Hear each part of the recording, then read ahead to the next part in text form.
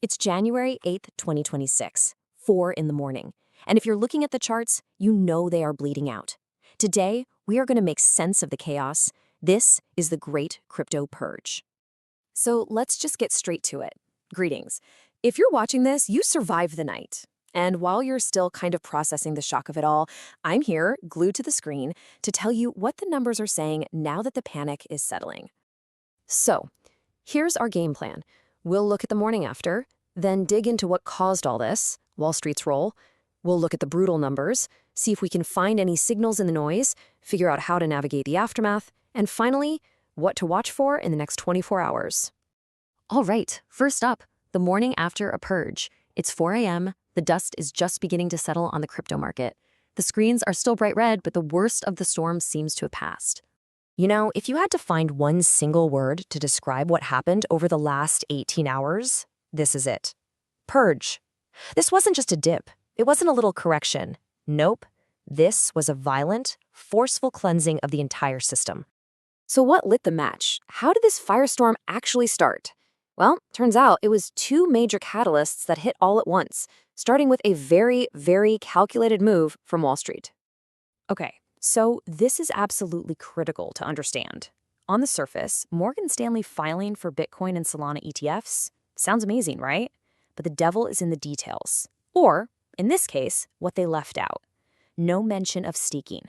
They're basically trying to put crypto in a shiny, sterilized box for institutions, but they're ripping out its decentralized soul to do it, and the market saw right through it. And while that was happening, this whole drama with Zcash was unfolding. The entire core development team just up and resigned. All of them. Why? Internal disputes.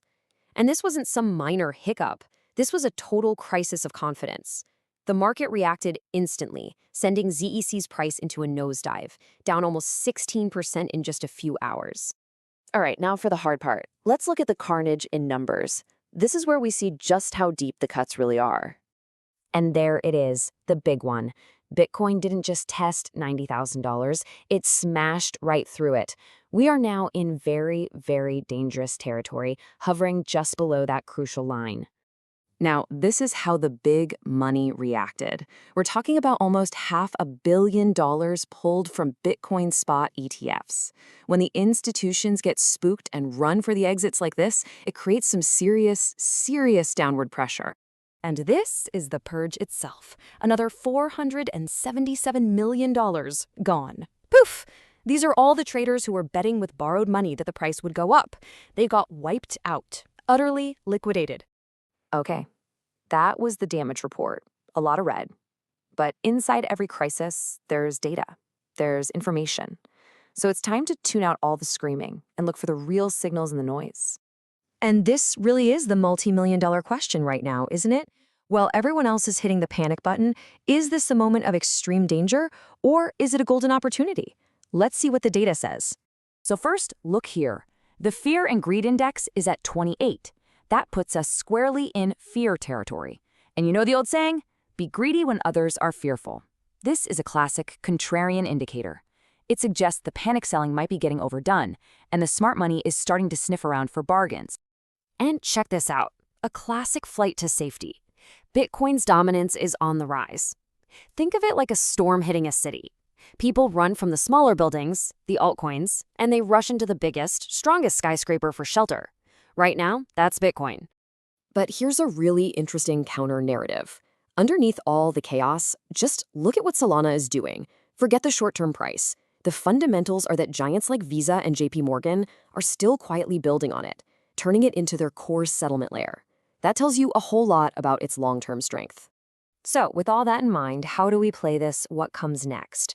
Let's break down the forecast for both the next couple of days and the bigger picture.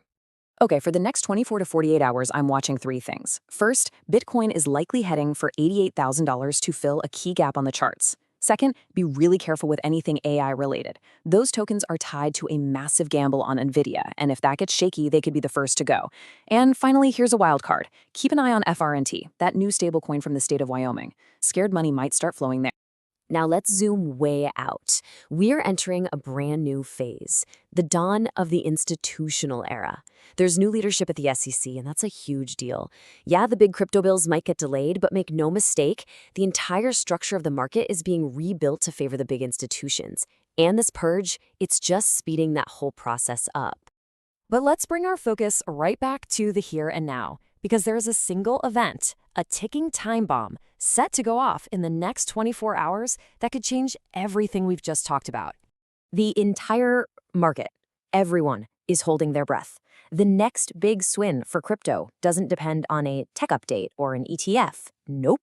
It all hangs on one piece of economic data from the US government. And that event is the U.S. jobs report, dropping at 3 p.m. Eastern. We just saw jobless claims come in surprisingly low, which means the labor market is still strong.